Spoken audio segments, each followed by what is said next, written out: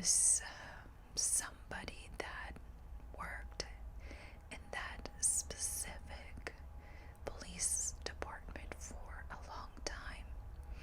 He was well respected and liked, and he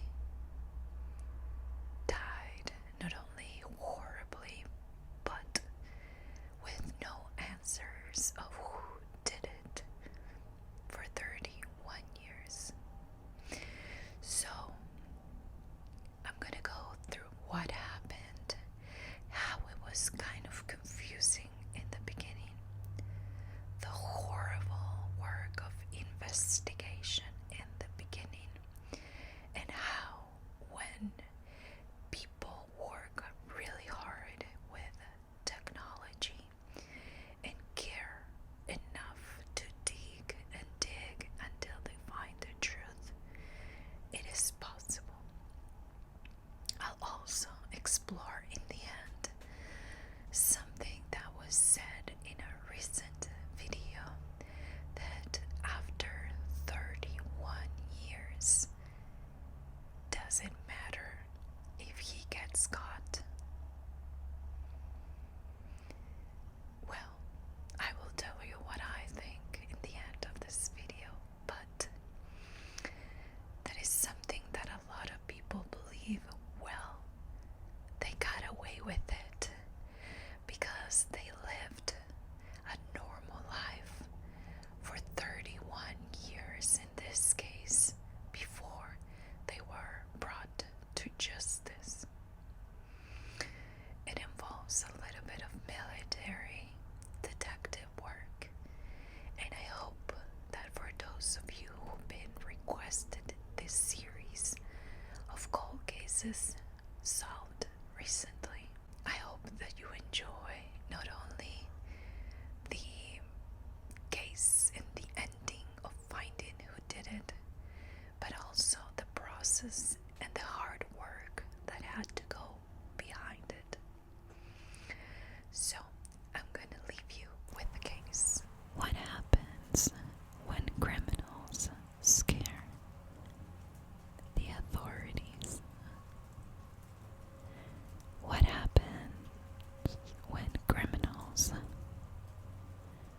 chase the authorities?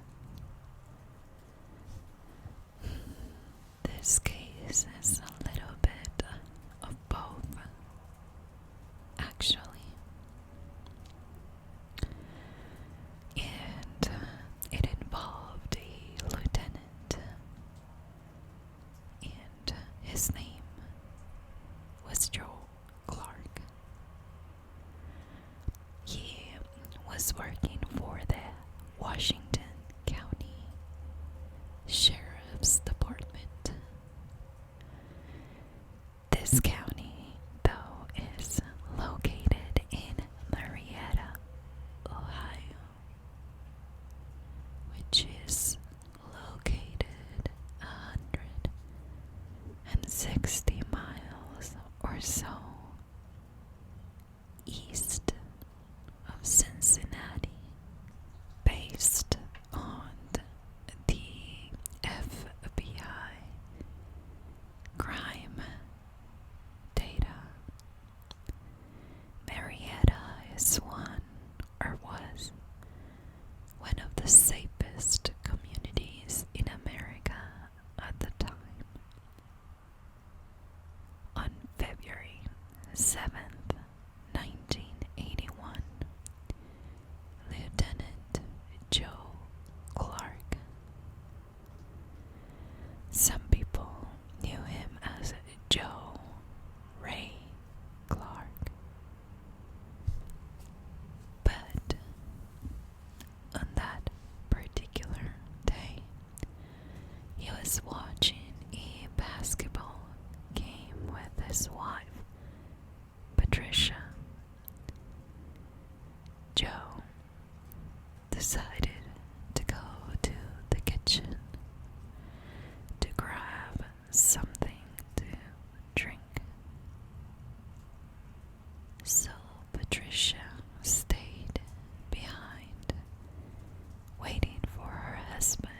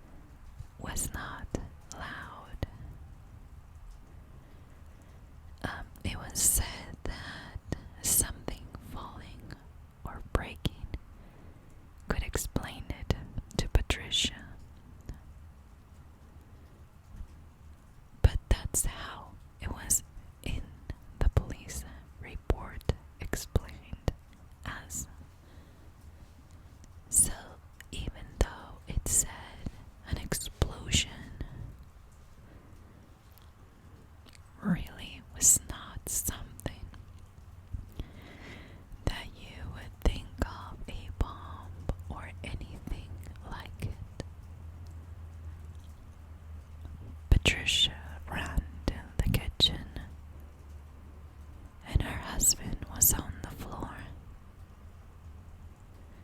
Patricia started to try to make sense of what was going on, but she knew that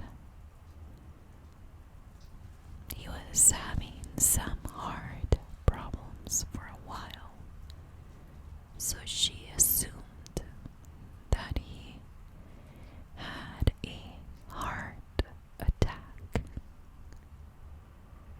This was not a bloody scene that she could explain himself cutting, falling, or being attacked. So, knowing his struggle with his own heart, she hoped that they could help her husband at the hospital. Instead, he was pronounced dead, and to everyone's surprise, this was not a heart attack.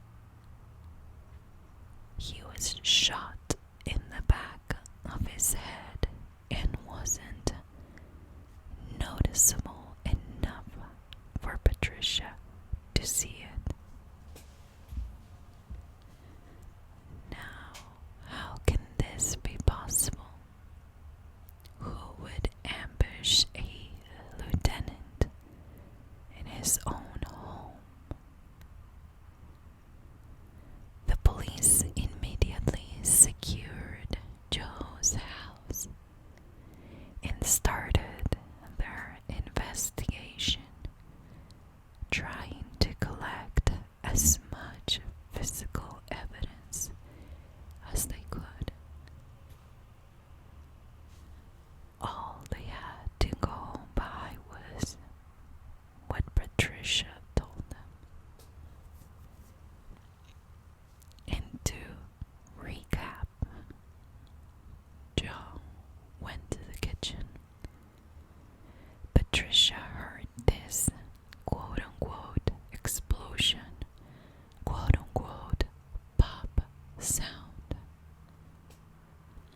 When she checked the kitchen, Joe was on the floor with just little visible blood. But the police noticed something that maybe Patricia didn't pay attention to. Being worried about getting help for her husband. But the kitchen window was broken, and on the ceiling they found pellets of a shotgun that suggested an upward angle shot. They needed witnesses. Somebody must have seen something. Who could just sit outside Joe's front yard and set himself up to wait for Joe to go to the kitchen, then leave without anybody noticing. They did find witnesses,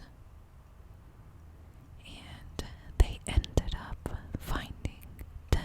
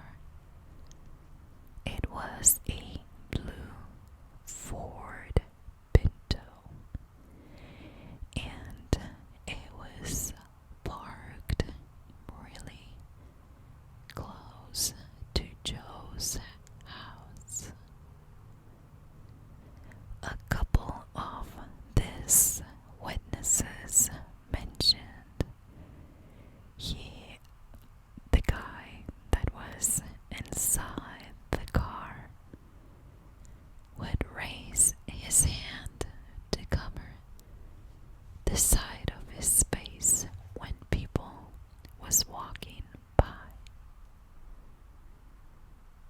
Was this the lookout? Or maybe the killer hiding his identity? They also found a couple more things. A boot print, military style boot, and a number 4 buck shotgun shell.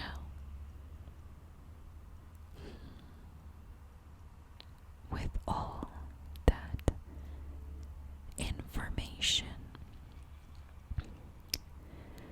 putting things together, they initially thought that this was not only an ambush, but that 2 people were involved in it. One was in the getaway car, and the other one as the shooter.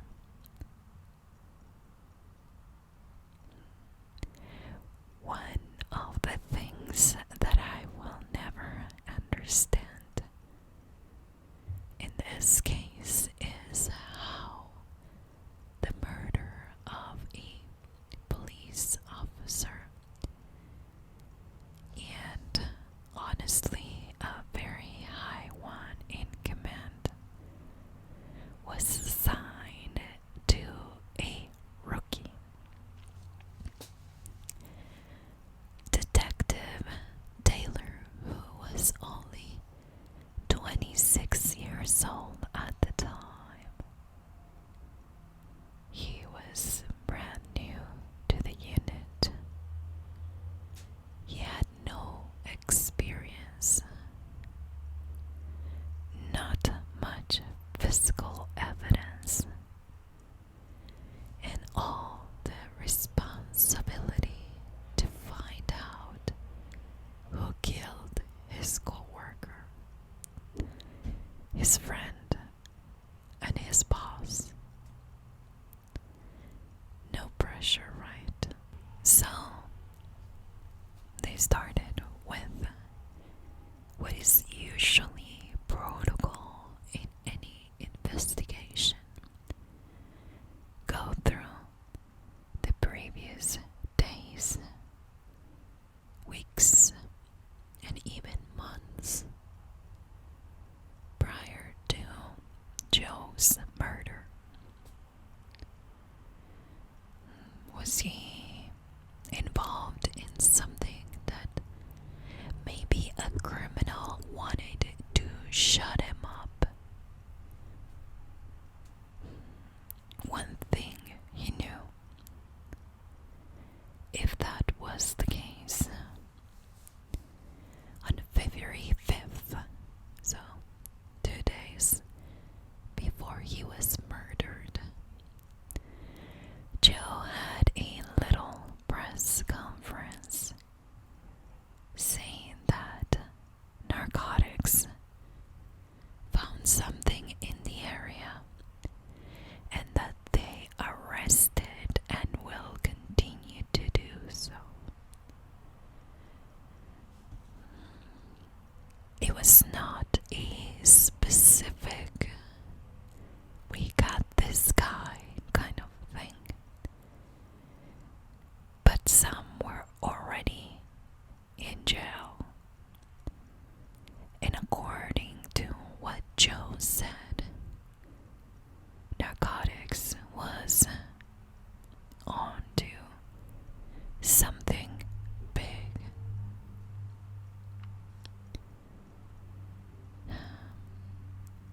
Now, some people say that he was just the messenger.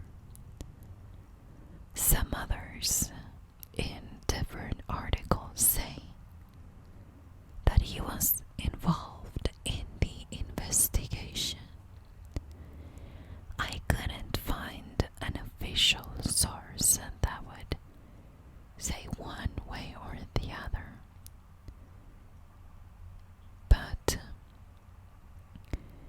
no matter if he was involved or if he was the messenger,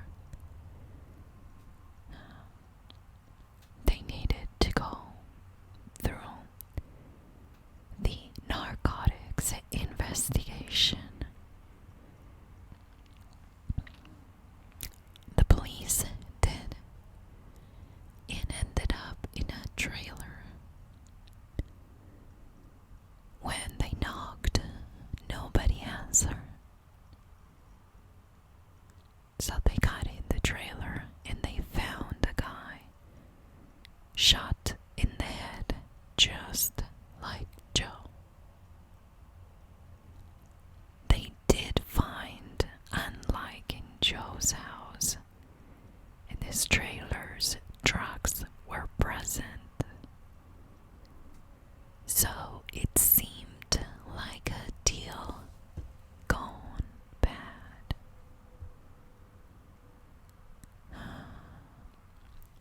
You must understand that putting things into perspective in this particular area, there was one homicide every 8 years or so. Now they had to, and it seemed like they were connected somehow.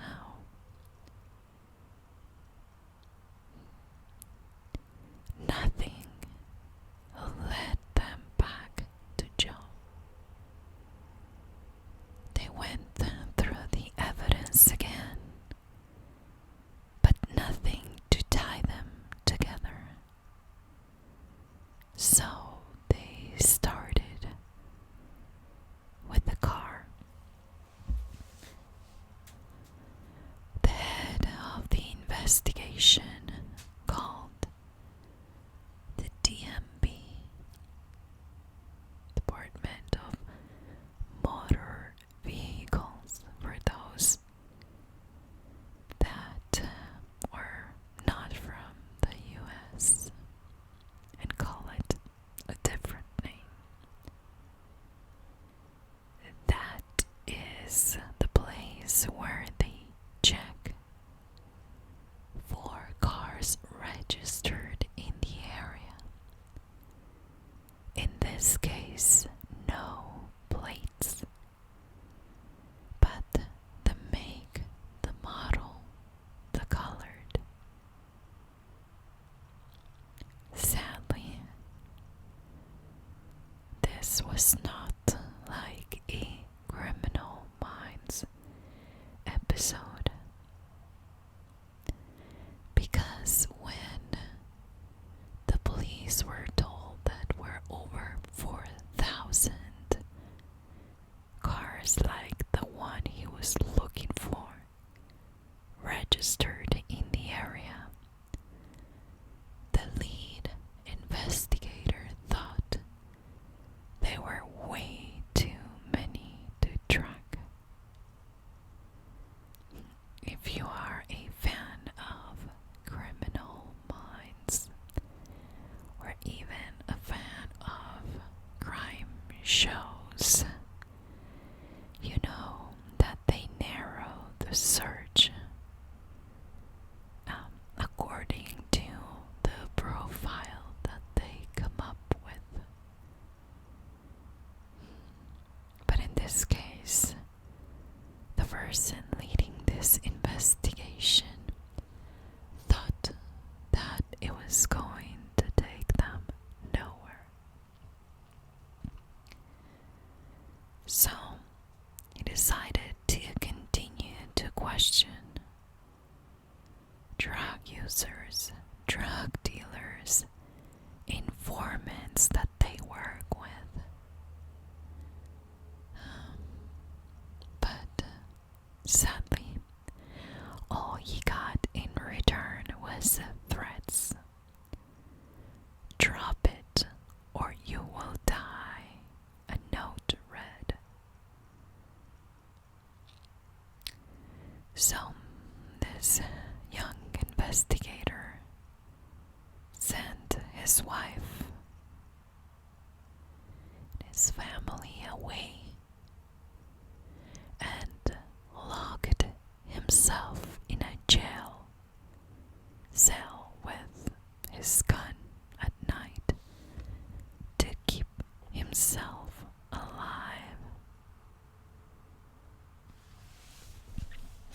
All of a sudden, when everything seemed to go nowhere, there's this guy that goes to the police and tells them that he knows who killed the guy in the trailer, and that could be the same guy that killed Joe. So good news, right? I am not 100% sure, but the guy that said this was in trouble with the police. I don't know if for petty crime, and he tried to save himself by trying to cooperate and give information to the police so they could cut him some slack and maybe not arrest him. I don't have confirmation of that, but I do know that he didn't go to the police station out of the goodness and willingness of his heart. In that interview, he gave two names. A black guy's name, I think his last name was Washington, and a white guy name, and his last name was Jones. Remember that Joe's murder thought to be executed by two people. Anyways, they go with that lead and they call this other county.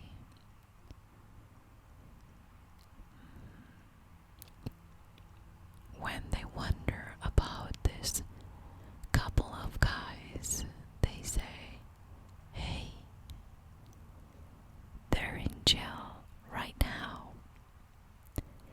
Come and meet this wonderful boys. Of course they didn't say that. I'm just being sarcastic. But they actually went and interviewed them. In that interview, one of them says that this guy was not supposed to die.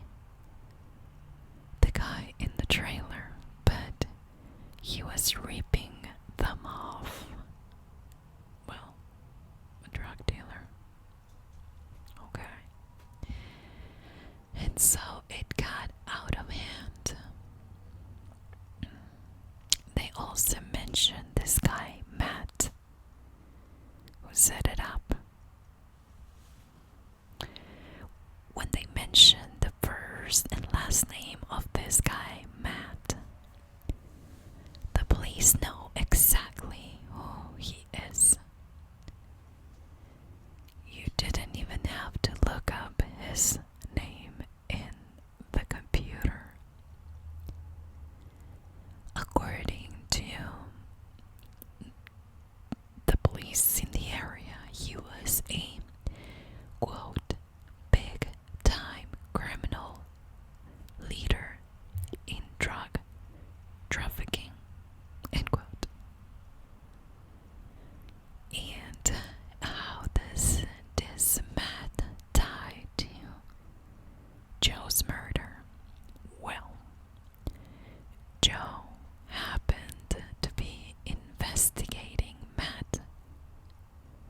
years now. So could Matt be Joe's killer? Or one of them, anyways?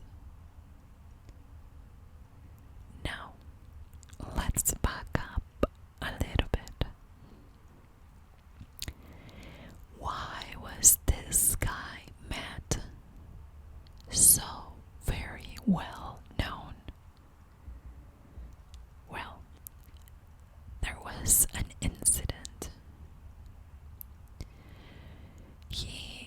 This Matt went, I don't remember what kind of crime he committed, but he was being taken to the station for processing. And the arresting officer, who was not Joe, this was another officer, decided that instead of going to the police station or straight to the police station, he was gonna make a pit stop at the banks of the Ohio River. And that arresting officer kind of physically abused Matt in order to get a confession. Now, this abuse was a few punches in the face, so it was pretty noticeable. But when the police tried to get a confession out of Matt, saying that he sent Jones in Washington to kill the guy in the trailer, or Joe, he said that he had nothing to do with this. But here's the kicker. There's a drunk guy talking smack in a bar. This guy's name is Jimmy Kristen. I can't read my handwriting, but Jimmy was drunk and bragging on how he took down a head of I don't know, buddy, if that's such a great idea. Because this guy, Jimmy, he owned a blue Ford Pinto. One of the 4,000 blue Ford Pintos in the area.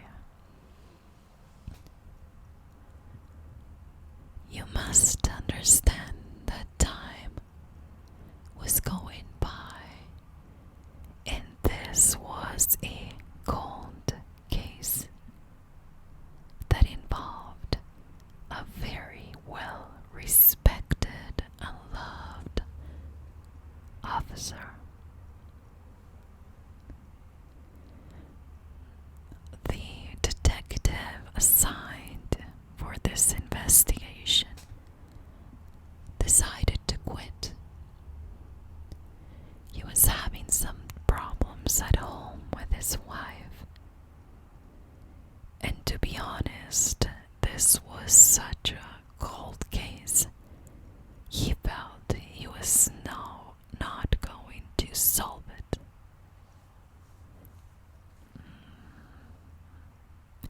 They had an idea that involved this guy, Matt.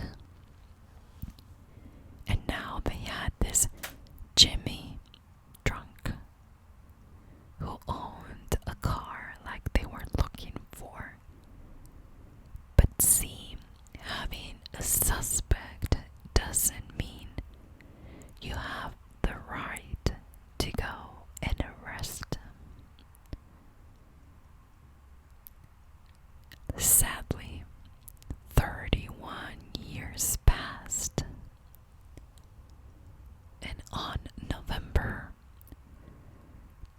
2012. Again, 31 years later, they developed a cold case unit in Marietta, Ohio. The first case in line was Joe's. This particular cold case force had an FBI special agent assigned. His name was John Jenkins. I'm hoping his name is John Jenkins. And according to record, he was one of the best special agents that knew about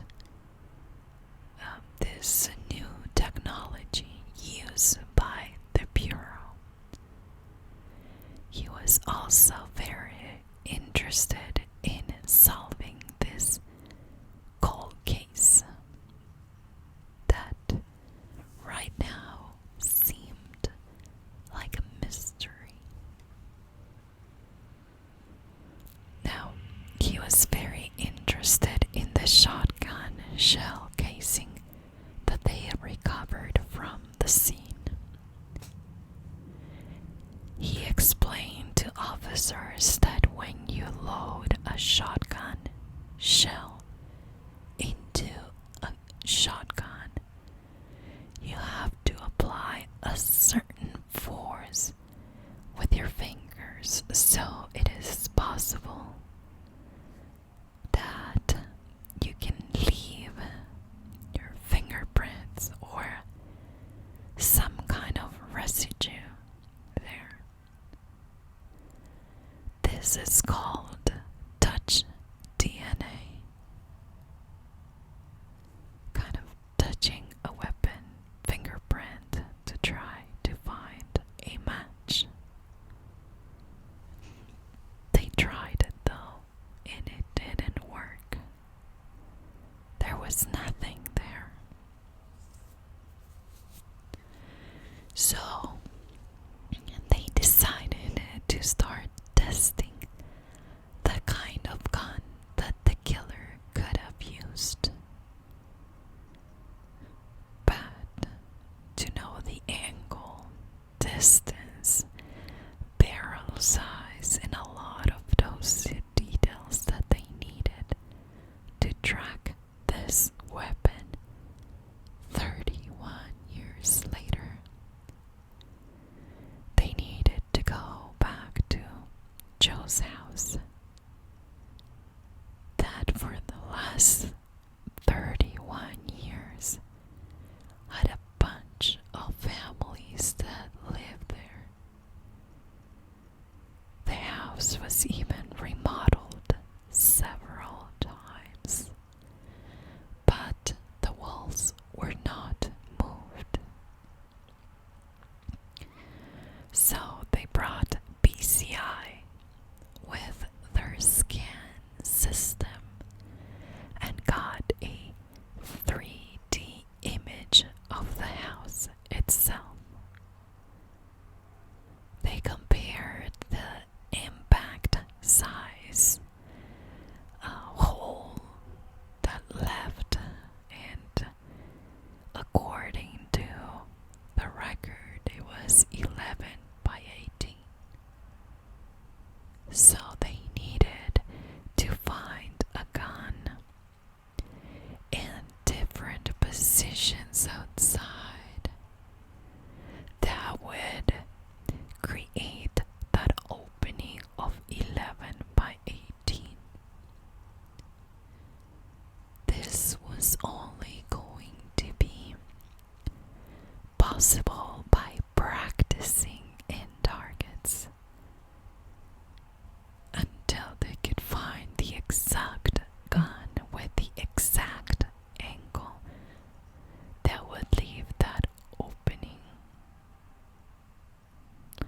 And in the end, they realized that an 18-inch, commonly used in law enforcement, gun was used. So they came up with a profile. This person was somebody that hated Joe. Most people loved Joe, so it wouldn't be hard to find somebody who really hated him. Sadly, that would include a lot of criminals. They also know by this investigation that he used military style combat boots. So this person not only hated Joe, but had a military background. They also knew that he hated Joe, had a military background, wore combat boots, but he was also very confident and a very good shot. Now they knew the kind of gun that he used to, and that he hid behind a tree. Sadly, everything pointed to another police officer, and that theory was never explored in the past. When they started to put together this profile, the name of this guy, Matt, the one assaulted by an officer, came back. Who was the officer who took him to the banks and assaulted him? Could that officer have something to do, and why? The officer that assaulted this guy, Matt, was Mitch Rubble. And guess who investigated the claim that Matt put in for him for abuse? You got it. It was Joe Clark. Matt was a criminal, but Joe was the one who had to investigate a colleague. And enough evidence they had to end up firing Mitch because of this incident. And Joe fired him himself. So this guy Mitch had a reason to be upset at Joe. He had a military background. He served in Vietnam. And guess what? He owned a Ford Blue Pinto that happened to be in his wife's name.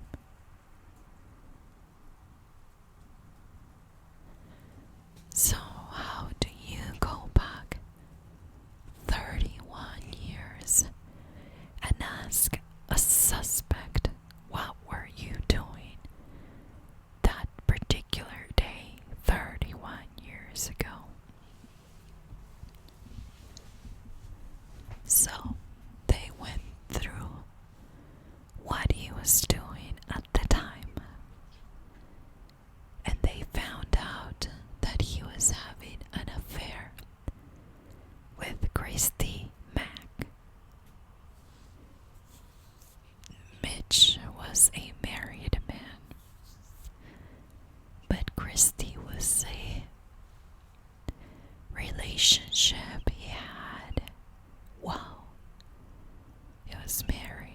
his wife. And the night that Joe was murdered, he had a date with her. They met in a motel room, and they were gonna stay there for the weekend. However, they started talking about how great of a guy Joe was, and this was Christy talking about it. Apparently, the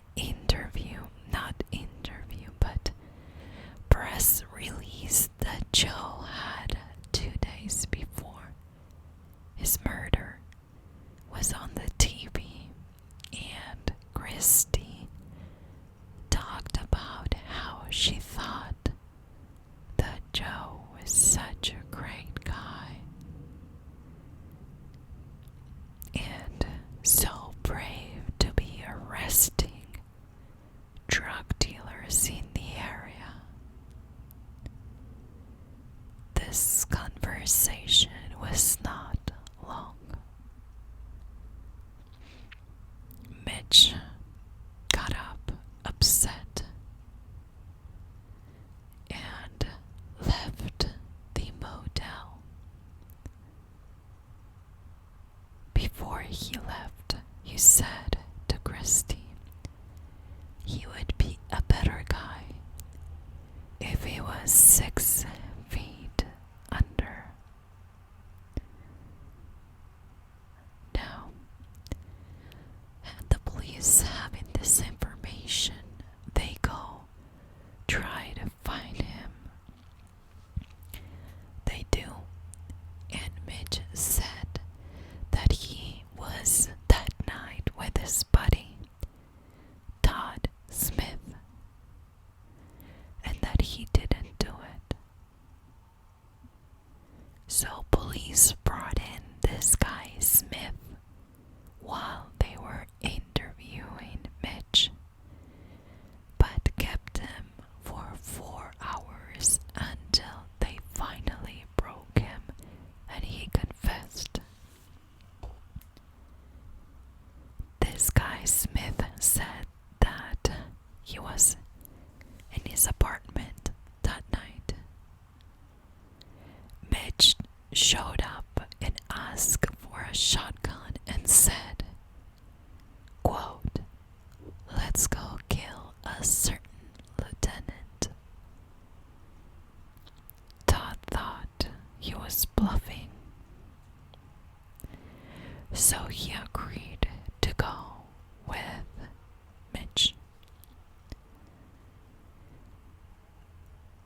The one that was driving, though, was Todd Smith, and Mitch asked him to take him to Joe's house and said, "Just wait in the car."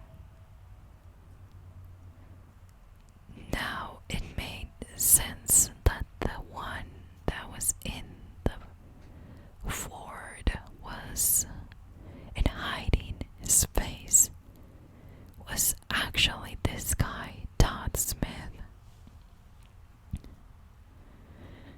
Todd also tells the police that he heard the shot and got scared, so he left Mitch there. But Mitch shows up at Todd's apartment again and told him to keep his mouth shut or he will kill him too. He then said that Mitch sold the gun to a military friend. That is what Todd Smith told the police. So, coincidentally enough, there was a reunion in town. There is this military museum, and I thought it was so cool to learn about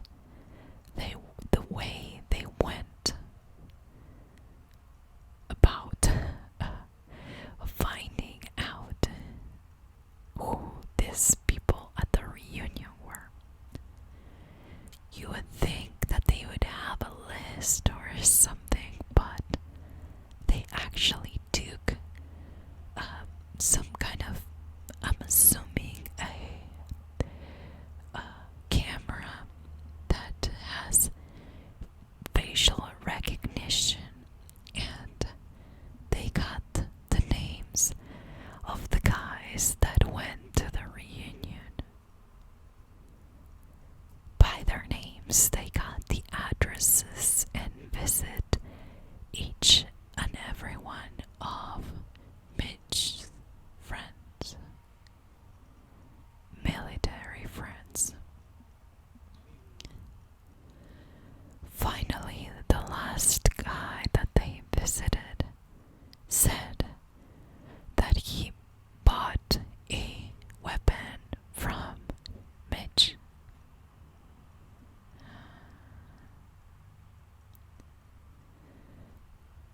When they look at this particular weapon, it matched what they were looking for. So they finally got the murder weapon. Now, you must understand that Mitch is a very dangerous guy who probably have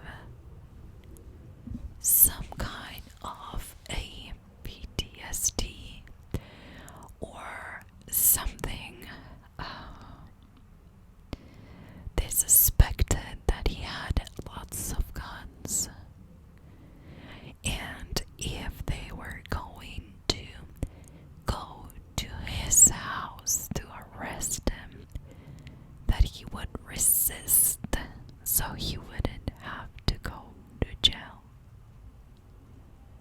So instead of doing that, they found out that recently he filed a report. Apparently, somebody stole his credit card information in some kind of a scam. So they call him to the station to tell him about that particular investigation. But when he gets there, he is arrested. And while they are arresting him, they already had a search order to go through his house. And they found what they were looking for. In his basement, he had ammunitions. I mean, lots and lots of them. He had grenade fuses, explosive powders, and the police believed that he was ready for a standoff. The police even had to send the bomb squad to detonate those explosive underground. Mitch was found guilty. He got life in prison. He appealed several times because he always kept saying that he was innocent. But he died February of 2017 while still in jail. It took 31 years to find the right connection, to have somebody speak out, even if it was to save their own butts.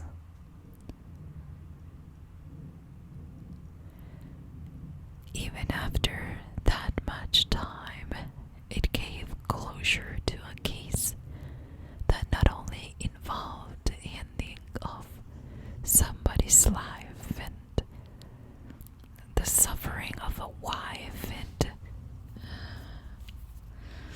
an entire family, children, stepchildren,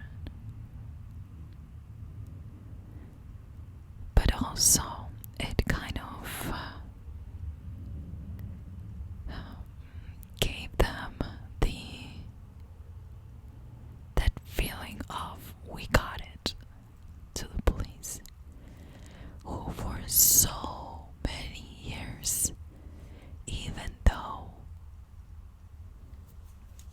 they would never say it that way, it was almost like this criminal was going to get away with it. And the feeling that authorities were being chased by criminals, when criminals, in most cases, hide from the authorities. Such a wonderful ending for a cold case, I would say. And recently I've been reading about the last week case that I shared with you. I mean, that it took 30 years, in a lot of cases that within the last 2 to 3 years have been solved after over 30, 20, 40 years. Some people say it doesn't matter anymore. It's too late now. The criminal got to live a normal life for 20, 30, 40 years. But I think that if you are the kind of person that thinks like that, what if it was your husband, your wife, your children? I think that there's not a time limit for a cold case. And this is one of the most scarier or scariest cases that kind of shows that criminals really don't care who you are. You know, some people would think that a lieutenant is kind of immune, but this one was shot, killed, and they had no idea who did it for 31 years. So this could have happened to anybody. And I think that today a lot of people can sleep by knowing that they did it. They found whoever did it, and for them, it would have never been too late. Thanks for watching, guys. I hope that you can let me know if you've been into other cases that were solved recently, and share with me your opinion on these cold cases